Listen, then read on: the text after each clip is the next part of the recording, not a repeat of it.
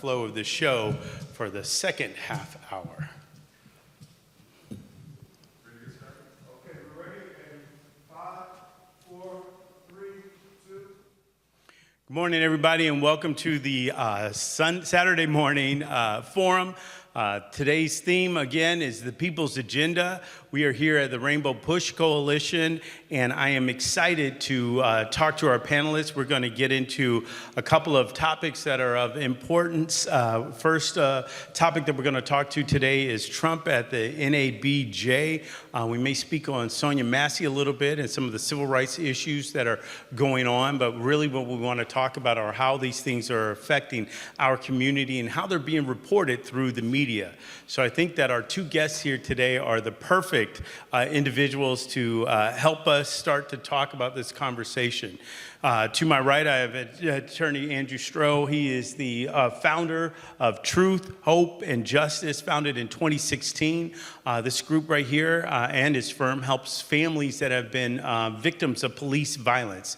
It's a social justice law forum and law firm that's going on that Andrew started. And then to my left, I have Carl West, the CEO of MG Media Marketing and Media Truth Behold, among other things. But we have a media magnate and a civil rights heavyweight. So, gentlemen, let me have you introduce yourself, and then we'll just jump right into it. Sure. Thank you. Andrew STROH. I'm the founder of Action Injury Law Group, which is a national civil rights law firm representing black folks shot and killed by the police or wrongfully convicted, and the founder of Truth, Hope, and Justice, as Clayton said, which is a nonprofit sharing the stories of mothers impacted by police violence.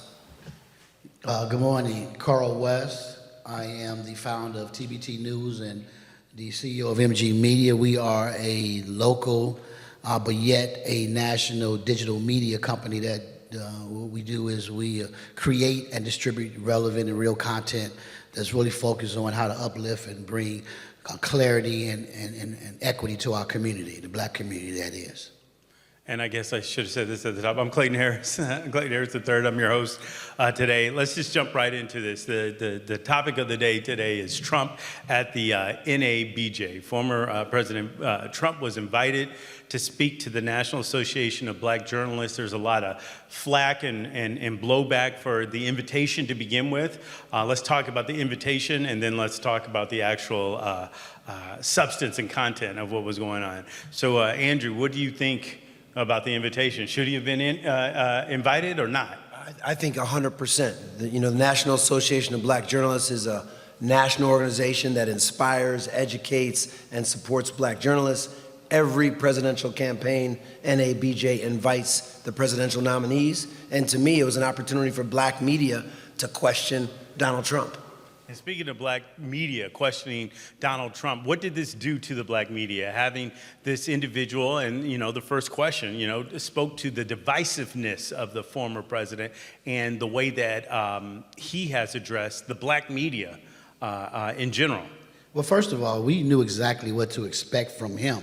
That wasn't a surprise. So I don't think people should be stunned when he conducts himself the way he's always have over the years, going back to when he fought hard to prove to us that Barack wasn't a U.S. citizen. I mean, he stayed on that. So his disrespect goes a long way back. Now, I believe that NABJ, it was a great opportunity for them to expand the brand. Prior to this situation, probably 90% of the country had no idea who NABJ was at all. And now today, the whole world knows of this black organization that has been in support of creating and helping to mold and present black journalism across the world. And Rachel Scott, the world didn't know Rachel Scott until earlier this week, who's a rising star on ABC. And that's very important that these young journalists had an opportunity to present themselves for their future careers. This will go great on their resume. How often does an emerging journalist get a chance to interview a former president? That's huge. This guy is not just him in particular, but the office itself. That's the highest office in the land. To get a chance to interview a former president, regardless of his politics, is huge for your career going forward. So let me talk about Ms. Scott, right, and what she did. And I hear you about the opportunity presented to her, but I push back a little bit on that. The opportunity maybe comes up for folks, right? It's taking advantage of that opportunity. And when I look at what she did, and I've watched the interview a couple of times right there, what she did as a black woman was she stood her ground, Yes. right? Every time when he started to go off, and what did he say? Like starting off, he said, "I've never been so disrespected before in my life," and he was like, setting the stage. So what do you think about what she did and how she conducted herself as a journalist, not even as a black female journalist? Yes, I mean, Rachel Scott is young. She's really young, and she held her ground. She was impressive. In fact, the whole buzz at NABJ was Rachel Scott. Right. So I thought she was super effective. And to your point, go ahead, Carl. I did some research to look at previous interviews that was done on all the networks, including Fox. Look, you come out here, you got this opportunity because you don't know how long it's going to last. Because for somebody like him, he may get up and walk off at any given moment. So you got to take the opportunity to put forth the most necessary and relevant questions off at the beginning, which she did. Because if you notice, I felt like the most important topic, as soon as because he was there, 40 minutes, 35 minutes? Right. The very last question that they asked, and you heard it in the background, his person said time to go, was Project 2025. So clearly he wasn't going to respond to that. What if that was the first question? He probably would have just walked off the stage not wanting to even answer that. I thought it should have been the first question. Just the only thing that I may dispute because that's real to us today. But what she did was what she was supposed to do as a journalist and just bring it to him because you already know that he's going to be contentious. You can't try to hide and skip around that. You got to go at him full-fledged because he's going to come at you full-fledged. He's going to with all false rumors and accusations like he did. It's just his typical style. You got to meet him where he's at. So one of the things that I would highlight is how she handled herself with that, and I think it was with complete journalistic integrity. Absolutely. I felt like this segment, we should have started off with that great prophet, Aretha Franklin, and a little R-E-S-P-E-C-T. We can talk about the former president in one moment, but how do you assess her respect towards him even when he came out and threw the first punch at her? What would you say? I just thought I represent a lot of media people in Chicago, and I thought she showed tremendous respect for the office, but she was also direct. Yes. And I honestly think that was the biggest moment of her career, to be honest. There we go. She knew all eyes was on her, and she, as any business professional, is always planning your future. You're always planning your future. And so she knew that this is an opportunity for her to shine and possibly take her somewhere that she has dreamed about in a whole journalistic career. How can you not take that opportunity and present yourself in an appropriate way? And now I'm telling you, she will be the darling of select media outlets in the future, whether it be inside the black journalism community or whether it be in the mainstream. Her shot will come because of how she presented herself. And not just that, the name and the visibility it gave her will just trump. Right. And NABJ did us a favor, Clayton, because we want to continue to expose Donald Trump. The only thing, and Reverend Jeanette and I talked about this before this session, is NABJ needs to be integrated with organizations like Rainbow Push so that we're all working together to advance key objectives. And can cover them. This is what Push did. They covered organizations. When there was controversy and trouble, and the other side was trying to bombard and bring organizations down, black organizations down, Push came to the bat and defended those organizations. And so that's the importance of that partnership. Yeah. And it's kind of amazing, and when we talk about the journalistic integrity and we juxtapose that with Operation Push and what Push has stood for, I think a lot of people would say, well, Operation Push is a democratic organization, but Operation Push is really a people's organization because this organization has held Republicans and Democrats and independents accountable along the lines. Now, what it seems is, obviously, is that the agenda tends to align itself towards a little bit more or a particular dogma, but there's never been a problem with calling out any side. So when we look at the journalists now, especially what happened the other day, right?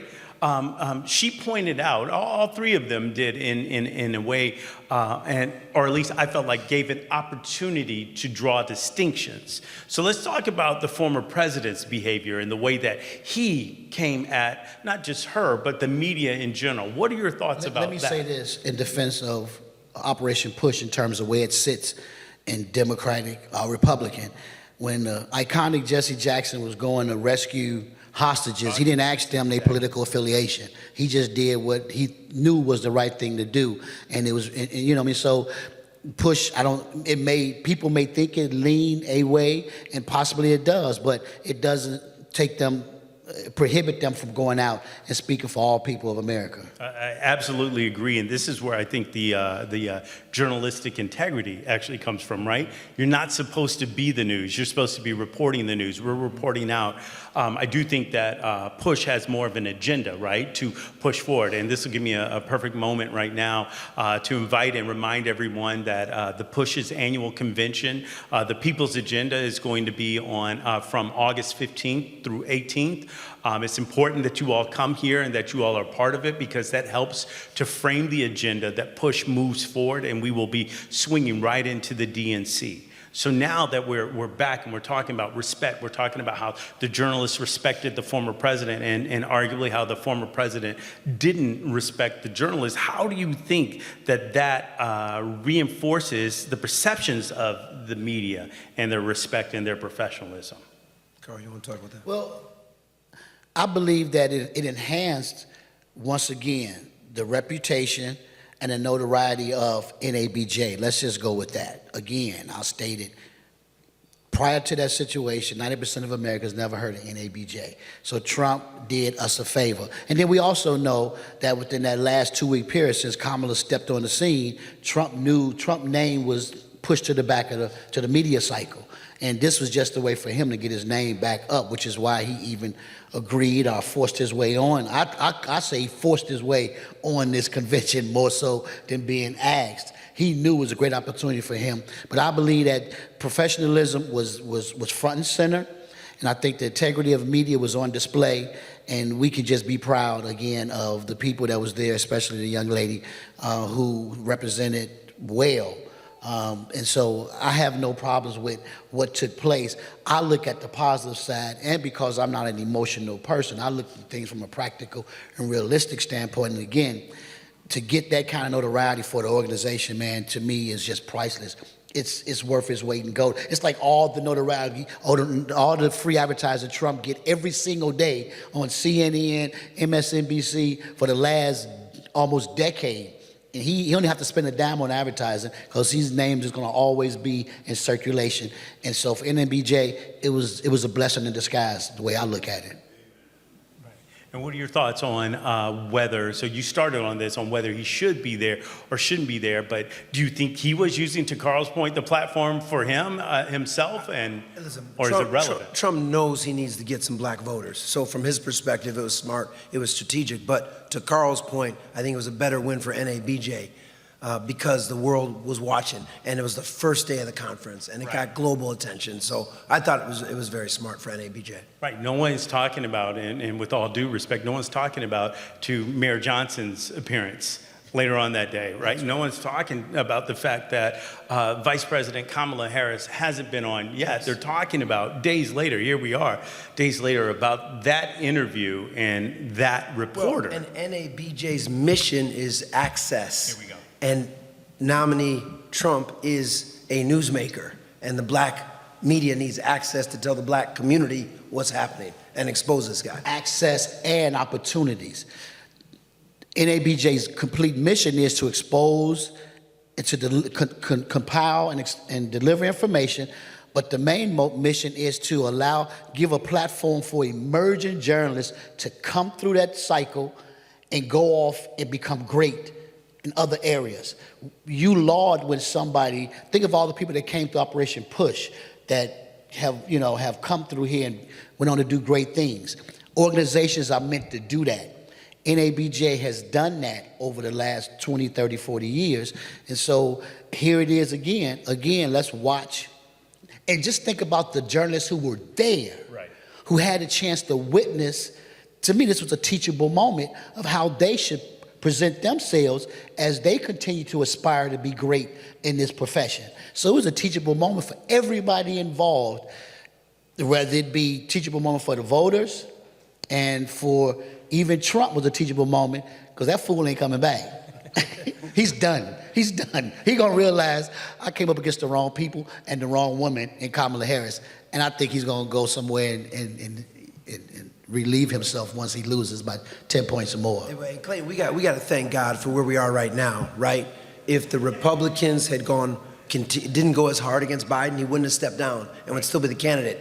If the Democrats had more time, they probably wouldn't have put Kamala Harris in position. So Father Flager spoke last week at church and gave a sermon that, you know, Biden stood down and Kamala stood up. And we have a real opportunity, and one of Rainbow Push's missions is voter registration and voting. We have a real opportunity to get Kamala in this office as the first black female president of the United States of America. So I know we're focusing on the black journalist and everything that's going on like this week with the National Association, but let's talk about the black vote and what's going on in the black vote, because one of the things that I think the NABJ did, and we see this with such organizations as Operation Push as well, is that and we'll take some questions, absolutely, is that we see organizations that allow other people to find their voice. Yes. So now that the NABJ called out the president, the former president, in a way, they were like, yes, I hear you. I like a response to my question, and that, you know, there it is. Do you think that more journalists now will not back down to a bully in there and stand up and say, hey, I would like an answer respectfully? There was no disrespect from her I think part. Rachel Scott was a great example. Several of my clients were in the room, and several of the journalists that were there it was a jarring moment seeing this racist dude say what he said in front of all those people. But I think Rachel set a great example, and we want him in the room so we can examine him. Yeah, I thought it was funny that he mentioned that she just turned black. She's always been Indian. When did she turn black? I think that it's brand new that she just turned black. Oh yeah, just like, He's been doing that for a while. He puts great emphasis on black. It's mocking us. It's really mocking us in his own way. my thing, yeah. The blacks love me. The blacks. I'm like, all right. Are we taking questions? Did you have a question, young man? Anybody in the audience have a question? I actually have a question. Yes, sir. I get it, but as a former president goes to NABJ. He's been shot 2 weeks ago.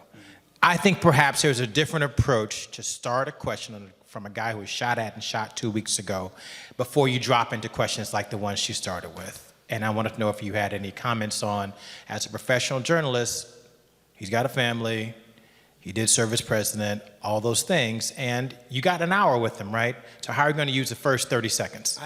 Yusuf, I think that's a really good point, because I think they could have started with something like that, because it is relevant to our history, and it probably would have. But she wanted to come out of the gate swinging, which I understand. But I like what you're saying, which would have been a smart way for her to approach the interview. There's no wrong or right to that, and what you're saying is right, because he is, God forbid, he is a human being. And so you want to be, you want to have some humanity towards a human being. But from my standpoint, I'm still questioning if he was really shot. So I have to go with that one. Before I even give him any compassion whatsoever, I want to be convinced that he really got shot. Because it was kind of, remember, he starred on The Apprentice, Hollywood stage. They staged a lot of things, right? That was a reality show. He gave us a reality show front and center, and I'm still not convinced. And there's been people that even said that there's no, where's the police report? Where's the medical report? They asking for his medical report. They won't release it. Well, the reality is that The most of Secret Service did not even pull their guns out. They just all ducked. That was also a good time, normally if you hear a gunshot as a police officer, you're going for your weapon and shooting the president, the former president. They all just ducked with him, but nobody was like, where we at? Where's, you know, well, I'm, just- that's dude, that's we- my we- own, that's my own So one, yeah, most theory. right. You know, I like Twilight Zone. I watch Fact check, Twilight. yeah, fact check just a little bit. The Secret Service did pull their weapons when they were. No, I didn't. got shot? Someone got shot though, so we do know that. We do know that someone lost their life, Did he get shot? right? And two other people were shot, Sacrificial individual. lambs. So we definitely want to make sure that. To the question though, and Yusuf, I get it, but they were there to talk about that, right? They were there to talk about this guy running for president. I agree that it wouldn't have hurt to have come out, right? And to offer up a little bit more humanity, but you know, in my opinion, she's like, thank you for being here. Let's go. It could have been the last question. It could have been the last question. It didn't have to be the first. You know, it could have been the last question, but they didn't even hang around for the finale. They ducked out. They ducked out. Hey, I think most of America woke up the next day and said, oh my God, this is going to propel Trump back into the White House because of the reaction to that event. But thank God the tide has shifted and we've got Kamala Harris. We'll leave it at that. Yeah. The tide shifted, and now he's done. I'm glad he wasn't killed or seriously injured. Especially but- at NABJ convention. So what lessons are we learned or have we learned with this and what was going on at the convention or at the start of the convention when it comes to? Hey, listen, NABJ had the biggest turnout they've had in their history. As Reverend Jeanette and I talked earlier, that organization started in part tied to Rainbow Push, Operation Push. It was more journalists than they've ever had in one place at one time. And so I thought it was amazing. Yeah, I thought it was amazing too. How do they capitalize and ride on that wave? Well, first, it was unfortunate that a few mainstream, big-name publications and personalities chose to back out from participating because of that. I don't know where they stood on this whole thing, but I don't think they saw the bigger picture, you know, and I'm sure if they woke up the next day, they probably regret not coming, pulling out of the convention. I'm not going to name who they are, but there was some big name publications and personalities who run those publications that said, we're not coming. They was actually on panels and they pulled out. They probably regret that. Now the question was again? Well, it was just like, you know, where do we go from here now? Yeah. As a community or as a country or as NABJ? NABJ, how do they capitalize on this surge? They hope that it stays in the media as long as possible because I guarantee you that donations are going to rise. They're going to be able to go out and get more grants because organizations like that, like anyone, depend on donations and grants of their members and the outside communities and corporations and foundations. I guarantee they're going to see an uptick, and that's nothing better than to watch your organization increase its funding base so you can continue to do the work. Other than that, they have to just put more journalists in the forefront. So that we can see them as they continue to progress and grow in their lives, and keep our eyes on the young lady. Keep focus on her. Put a target on her. Profile her over in every news organization within NABJs, the black media, papers, radio stations. They should all be doing profiles on her to keep her in the spotlight for the rest of her career, because she earned the right to be there. And NABJ, right? The world has changed. People are not consuming media like they have in the past. So if it's TBT News or it's The Tribe or if it's a different podcast, anyone can have their own distribution network. So I think NABJ needs to stay at the forefront of new media, social media, because there's all these platforms that mobilize millions of people. It's not everyone just watching CNN. Sure, and one of the things that I felt like, and I understand might have been some of the pushback, and the reason why it was so late getting off was the issue of fact checking, like the immediate fact checking. Doesn't that lend more credibility to NABJ as well, and these journalists saying that no, if you don't allow this, or that's what, then we're not going to have you on. And it's my understanding that they stood fast on that, and that was the true reason. There were some technical issues, but the true reason on it was they were at an impasse on the fact checking. I mean, they followed the protocol of what all news organizations would do anyway, and it just happened to get publicized that was an issue. But it's what all news organizations do. If you're going to sit down with someone and do an interview, or if you're doing a research on somebody to tell the story about that person or a subject matter for that you still want to make sure you're doing your research. And so they... Not every so they- organization, I hear you. well, It they should. don't. Right. They don't, but they stayed in line with the mission of a legitimate media organization. And so we applaud them for that, but it's part of their responsibility. So, job well done just because they follow protocol. I agree. I think that fact checking is important, and we did see that with Ms. Scott when he made a couple of assertions, and she's like, "No." I thought the most ridiculous one. This is just me. He's just like, well, what is DEI? And she said diversity, equity, and inclusion. He's like, yeah, but what is it? And she's like, I just told you what it is. I defined. He's like, well, that's not it. And she's like, it is. And then she moved forward with it. I mean, that was kind of a backstop. But when they talk about the numbers and the data, and to put it back out there on immediate correcting, that comes, or it speaks to an educated interviewer, right? And then the opportunity to hold people accountable. What do you think about that? Well, I'm glad you mentioned that because I actually forgot about that piece. That may have been the only part of the interview that I felt she should have defined what it was to him, front and center for all of America to know what DEI is, because all they hear is DEI, it gives blacks, the blacks, opportunities over everybody else. I thought she should have defined it for the world, not for him, for the world. It was on Spotlight, this subject that has been roaming through media and corporations for the last few years. I thought she should have defined it thoroughly for him, and not just for him, for the world to hear exactly what DEI is. Because there's it's misinformation being delivered about it by people like Trump and his partners and his comrades. They deliver it. I mean, to call Kamala a DEI hire was insane based on her credentials. And so I think the world should have heard the definition of DEI. That's the only thing I would have done differently in her standpoint. And how would you, or what would you have said could have been done a little bit better or differently? I just think one thing that former President Trump is very effective at is naming people and positioning people, and I think Carl's right. I mean, he's saying DEI, but what he's saying is racist, saying she's less than. And if you look at her credentials objectively, she's got incredible credentials, incredible credentials. And at that point, that's not for her to come back and say, well, I've done this, this, and this. But afterwards and subsequent to that, everyone pointed out that about Ms. Scott, but then she pointed it out about the vice president, right? And when he was talking about she's never identified as black before, that, and she pointed out that she's a member of Alpha Kappa Alpha sorority. That's a black sorority that she went to Howard University. I wore my pen on purpose today, HU, and that was a black. And I'm not going too much into her history, but if you knew some of the people she dated, she's black, right? There's no two ways about that. So thoughts? Is it relevant or?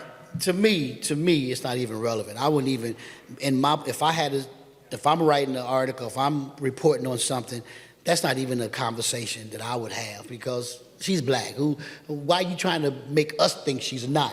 You trying to make us second guess what we know and what we've seen? No, you can go do that to your own people, and you can convince them, but they gonna believe whatever he says anyway. So it's not why we even got to dispel his nonsense, because they gonna believe it anyway. So I'm not gonna say try to tell our people, oh yeah, she is black.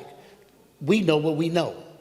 Do you think it was a racist trope? It's just more of a dog whistle because, to Carl's point, the people. Yeah, we know that. Yeah, it's completely racist, and it's completely less is. She's less than. Right. So. And then you see how he tried to clean it up a little bit. He's like, is she Indian? Is she black? I have much respect for both. You remember that little catch right there, but it was like, who cares, right? If she's Indian or if she's black, what does it matter? Every response he gives is always a dig in it. You can always, everything he says has some undertone, and that's what you have to understand about him. And we all know that by now, right? There's some who don't see it because they're not that deep into it. But everything he does and says has an undertone of like jabbing at you and others. Right. Always. Always. I mean, what we need to do is pivot and focus our attention to vote and to mobilize and to do what Rainbow Push has been doing for decades. Right now, vote if y'all old enough. If you're not, I ain't gonna tell you what to do. If you're not, that's okay. No, it's engagement, right? And so one of the issues I had with my election was there were enough people registered to vote, they just didn't vote. So there's two issues the way I see it, and I do think that the mission here at Rainbow Push is to get everyone voted. I watched it multiple times during my campaign and before, but when the Reverend Jesse Jackson gave the David and Goliath speech, and he talks about to the unregistered voters being rocks, just laying on the ground, and how Reagan had won that time by the margin of despair because all of these unregistered voters could have turned the tide in every single one of the states that was lost by the Democrats or won by the Republicans. So how do we do this? What do we do? How do we get the young folks engaged other than being here? So thank you for that. That's very important. Listen, there's no Barack Obama but for his membership at Trinity United Church of Christ. Talk to me. There's no Barack Obama but for marrying Michelle Robinson. There's no Brandon Johnson in the 5th floor in City Hall but for Rainbow Push and the black community. And it's young people that have to come out to vote to support Kamala Harris.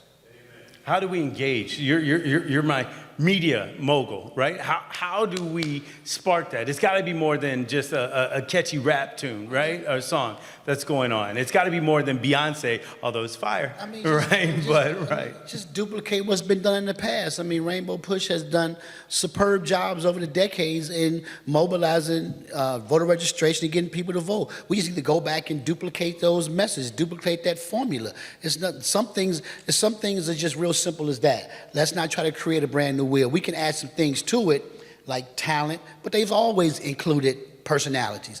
There's nothing really new. We just have to get enough people to participate in what Push is attempting to do in other organizations and making it happen. But the formula to get them to vote has never changed. You got to have people on the streets, registering folks, and being cheerleaders for the effort. And I mean, and you got to find where the people are not, and that's where you go. Push have done that over the years. They look at the data and they see that this community over here has a very low voting turnout. That's where they go target. You don't go target the people that have high voting turnouts. You want to use your manpower effectively. So the formula is there. We just got to get enough people on the side of going out and doing the work. Sure. And I want to be provocative with this. We want to have this discussion and get people engaged, but we can't go pick up everybody and take them to the poll. We're not picking them up. Just go bring them information. Let them know exactly how important it is. Sure. That's all. Well, we have an educated populace, right? So if we have an educated populace, how do we get a motivated populace? Like Trump is doing and helping us out. You got to have some kind of excitement. That's what spurs people attention anyway, is excitement. And here it is. You have this dude who has created this excitement, good, bad, and indifferent. And now we have to capitalize on his excitement that he's generated because of his nonsense. That's it. And now, but we want to create that for the opposition because we want folks to say, hey, this clown has given us this opportunity to show that we don't support buffoonery and a clown trying to get into the White House. And the way we do that is by galvanize on the side of his opponent. So, but you got to have, it's like sports. When you see sports and it's boring, you turn the TV off and go do something else. Right. But when there's excitement, energy, you tune in. Right. It's the same formula. What excites you will move you. I think it's a great analogy because we have people that only tune into the fourth quarter, right? It's just like, all right, I'm going to catch it because it doesn't matter. But a lot of things that happen is like you miss the game in the first 3 quarters because that's really where it was. Or you forget that the game is even playing. Oh, yeah, I meant to. And you wake up the next morning and it's too late. Too late. Right? So where are we? What's going on? And when we talk about voter registration and education, that's going to segue us into the importance of this when we talk about maybe like a Sonia Massey and what was going on down there. So let's talk a little bit more about voter registration or give final thoughts there. And if you don't mind, pivot to Sonia Massey and what's going on there. You got the mic. Clayton knows right now, right? We have a state's attorney's race. I know Bob Ferretti knows. Clayton Harris should be our candidate. He's not because people didn't get out to vote. And he was the right candidate with the right message and the right credentials to sit in that office, but now we're going to have someone else in that office because we didn't get out to vote. So I think it's so important that all of us get out to vote. The only difference now, and Carl's right, it's about a ground game, but now it's the social media platforms. It's Twitter, it's Snapchat, it's leveraging all of that to mobilize young people and others to go to the polls because they don't want to wake up the next day and have an outcome that doesn't support black people. And that's probably what I would do. I would add to what a push everybody else would do. I would recruit the young people who cannot vote, but who are all social media experts. And I would have them on the Twitters. I would be feeding them information and how to do what they do. It's really what corporations do when they hire what they call influencers, right? They give them the content in which they want them to go on and present. And when it's almost like an advertising right here, but it's more of a social influencer, just being a physical body on TikTok delivering the message through some entertaining way. I would have young people, I would galvanize all these young kids that's under the voting age and have them come in here or anywhere else and sit there behind a computer or their YouTube or their laptop or their phones and say, here is the message. Let's flood it out all over the place to your peers and the people that are engaged in what you deliver. That's how I would do that. That's the addition. So is print media dead? No, it's not. As long as it's still being sold across the newsstands, it's not dead. A dead person is dead, right? It's gone. So, no, we still have printed publications. I got 2 of them right here that I picked up, in the Times and then the Crusader. It's not dead. Okay. It may not be as popular as it once was, but until it never prints again, it's not dead. Okay. But we got to meet people where they are, We do. right? Like We do. Like our law firm, all these big law firms, they advertise, they spend millions of dollars. We don't advertise. We work with the barbershops. We work with the churches. We work with faith leaders. We work with people on the ground, because that's, again, go back to Obama. He won because he had the best ground game. I mean, yes, he had all the Jewish money. Yes, he had Penny Pritzker. Yes, he had a great oratory style, but he had a ground game. We have to have a ground game.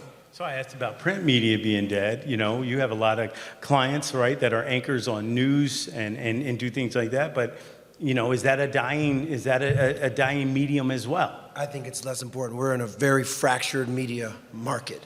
Carl West was publishing print back in the day. Right. He's exploded because of digital media. Right. So I just think we have to follow the media and follow what young people are reading. If we talking media and the transitioning of media and information, I had a conversation with some folks from NABJ talking about what is, I mean, it's off the subject, but yeah, it's on the subject. What is AI going to do to change the landscape of media? Talk to me.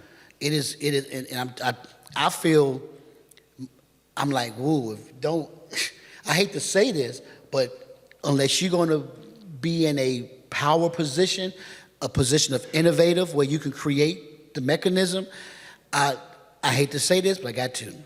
Don't go to school to be a journalist, because AI is going to wipe that thing out in the next 3 to 5 years. It's wiping it out, I'm sorry. And that's why I was smart enough to get into the ownership side. Now I can write my ticket because I'm owning AI, I'm owning digital. I hate to say it. Now, they can do it if it's their desire, but I'm telling you the opportunity is going to be very minimal, because AI, you can just tell AI to give you a story, and it's going to give it to you. Now, I just was reading and listening to some people talk that AI say if this young lady is a writer, she's a journalist, right? Every journalist, every broadcaster has a style in which you write. The James Baldwins, they all had styles. And when you start, if you just got a blank paper, start reading, that sounds like James Baldwin writing, right? You can feed that, you give them 2 copies, 3 copies of her style of writing, and they can now duplicate her style of writing without her ever have to write anything.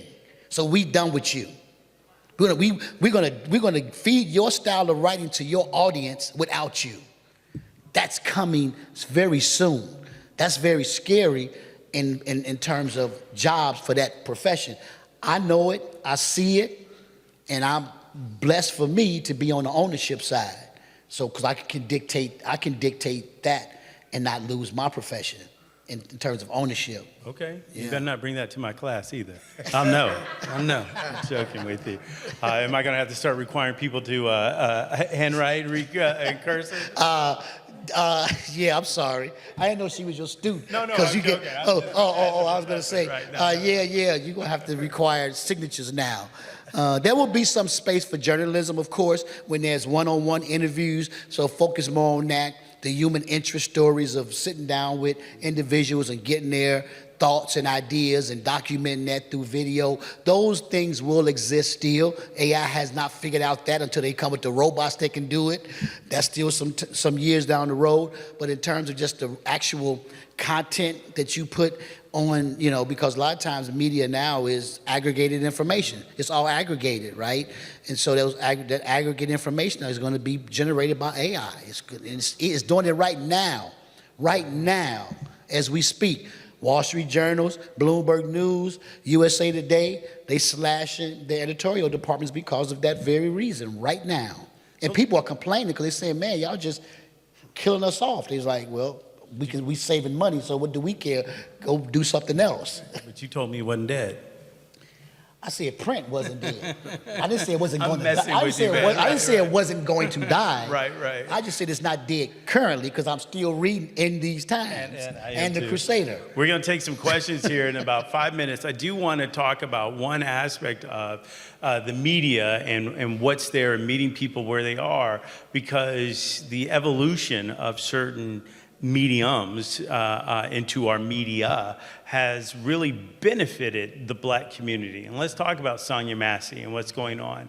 How easy is it, or would it have been, for a different story to emerge, like we saw with Laquan McDonald, without the other officer, the second officer's body camera on? They didn't even tell her family till the next day when asked who shot her. They didn't respond to that, but then we have the body cam. So because we have two things, the body cam footage, which is important, but then the publication of the body cam footage. I want to talk from the personal standpoint. Andrew, of course, is the legal expert. He can handle that.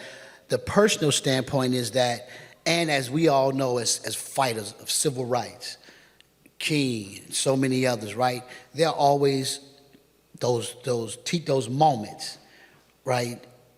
And we understand they are casualties of war, right? The bombing of the little girls, the getting beat up at the counter, all these moments that thrust movements. And if this is one of those moments, like George Floyd was, right? It's one of those, she becomes then a casualty of war. If she thrusts a movement behind that, the only concern I have is that you would hope that these movements that are thrust on us with situations like the George Floyd and so many others, and now her unfortunate situation, is that it moves the needle on the system itself. And Andrew because that's what his mission is, to try to change the system.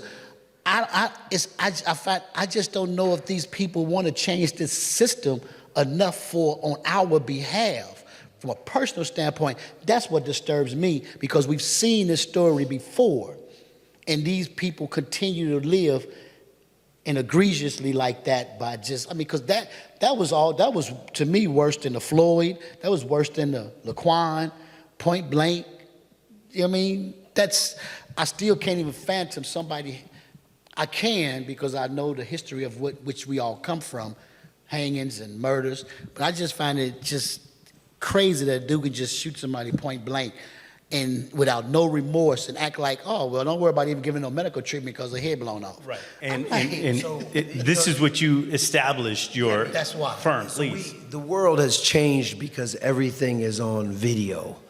Whether it's Laquan McDonald, listen, if the world didn't see George Floyd in that perfect storm of COVID, everyone in front of their TVs seeing that video, white people and others wouldn't have believed that actually happens. Today, I represent probably 40 families that have George Floyd type situations. I just took on a case. Say that again. I How many represent families? I represent dozens of families Right. across the country. I just Not picked one or two. I'm no, sorry, dozens. because that. Listen, right. tell the mother of Pierre Laurie, 16-year-old boy shot and killed climbing a fence. Tell Cynthia Lane, the mother of Rashad McIntosh, killed on Polk Street, running away from the police. Tell the mother of Eric Garner, Freddie Gray. I mean, I could go on and on and on. I just picked up a case down in St. Louis where they killed a black man in custody in a prison. 5 officers charged with murder. One reason, It's all on video. Video has changed the world because the world is seeing what's happening. Absolutely. Yeah. Every time we file a lawsuit, I remember the mayor of Chicago, the former mayor, she asked me, Andrew, why do you keep suing the city of Chicago? I said, as long as cops are shooting black kids in the back when they run away, I'm gonna sue the city of Chicago. So we started Truth, Hope, and Justice, a nonprofit for the mothers to tell their stories. Listen, if I file a lawsuit and we win a family $10 million, it doesn't matter because their kid has been killed by the police. Our objective is to change the system so it stops happening, and I'm pro-police. The police want to go home at night too, but they can't get away with unjustifiably killing black people in America over and over, Sonia Massey, over again.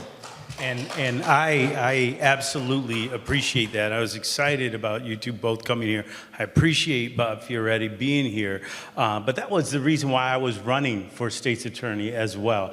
I teach a course at the University of Chicago, Policing Race in America, Black, White, and Blue.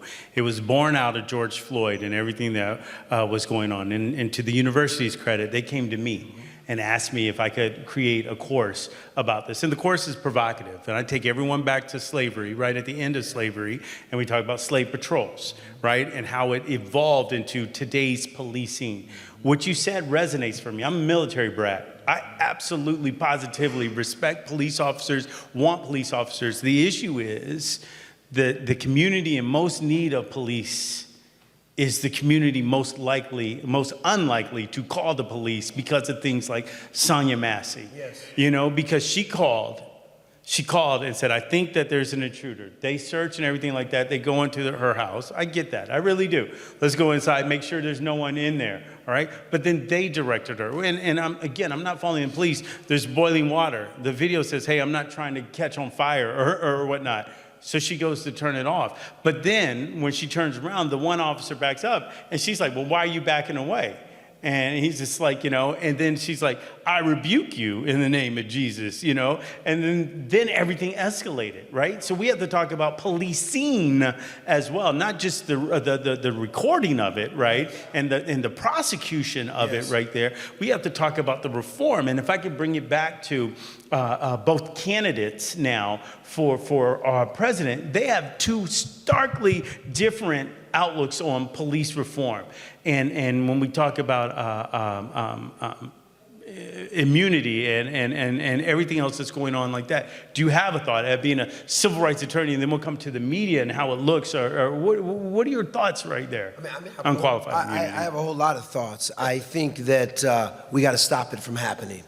And the way to stop it happening, they say training. It's not training. You have to recruit the right individuals. You also can't put police. Whoa. There's right there. So I'm sorry. I'm sorry to cut you off. I do feel like I'm in class. I apologize. The George Floyd bill, right? Doesn't that talk about it? This officer never should have been an officer. That's right. At that point. Now, please, go. I mean, we brought 100 mothers to Washington, D.C. several years ago to abolish qualified immunity that gives officers the right to shoot and kill black people with impunity. Yeah.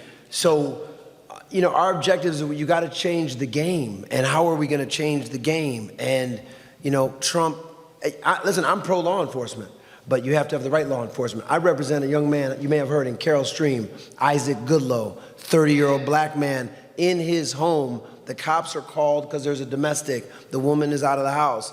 The police in Carroll Stream broke into his apartment and then broke into his bedroom, and in less than a second, the first officer with the ballistic shield, all the guns out, less than a second, they shot an unarmed black man in his home. Like, how can that keep happening? So my vision is to work with law enforcement to try to address the system before it's too late. I right now represent James Gibson, spent 29 years, 4 months, 7 days in 4 maximum security prisons for a double murder he didn't commit.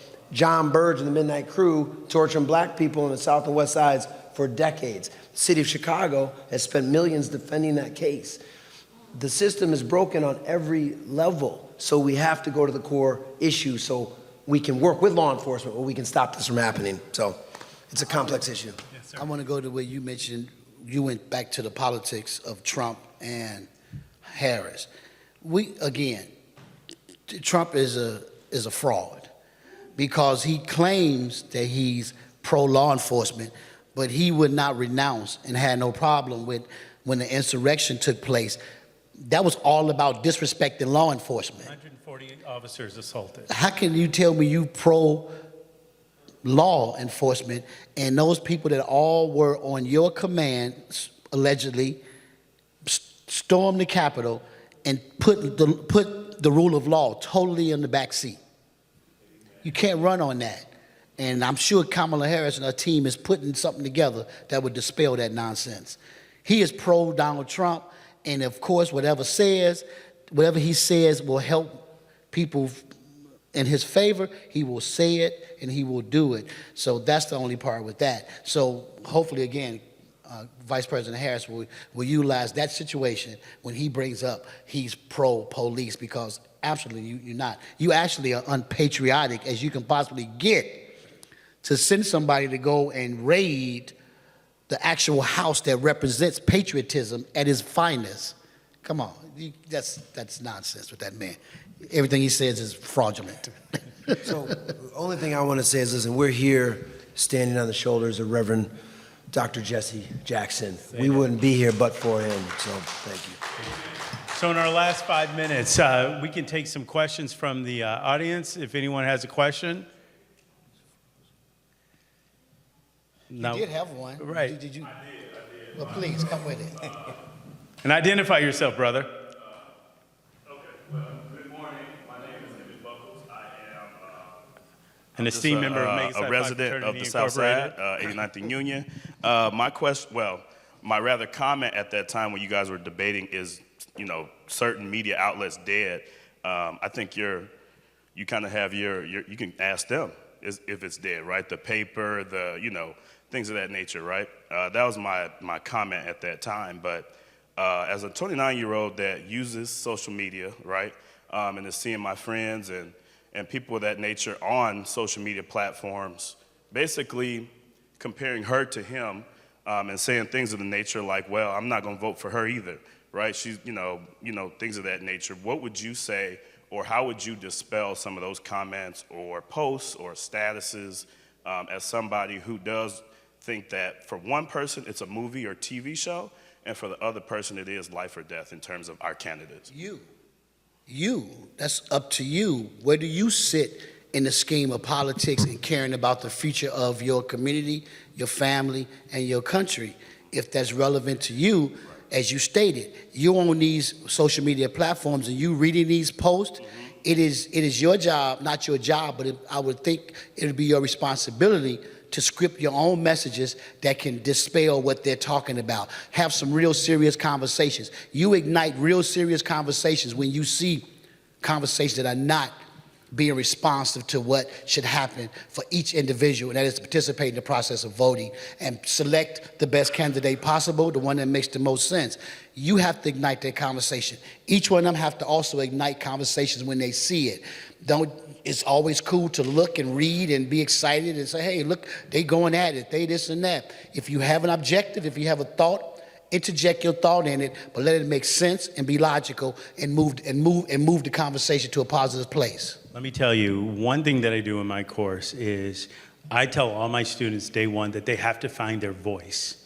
They have to find their voice. It doesn't mean that I'm a force a microphone in their hands like I am, young lady, you next. What it means, though, is that you have to be willing to speak for what's important to you, right? We don't have to agree in my class, and a lot of my students don't agree with one another, but we have to be able to talk with one another and to challenge each other on our thought process. I do not allow any BS in my class whatsoever.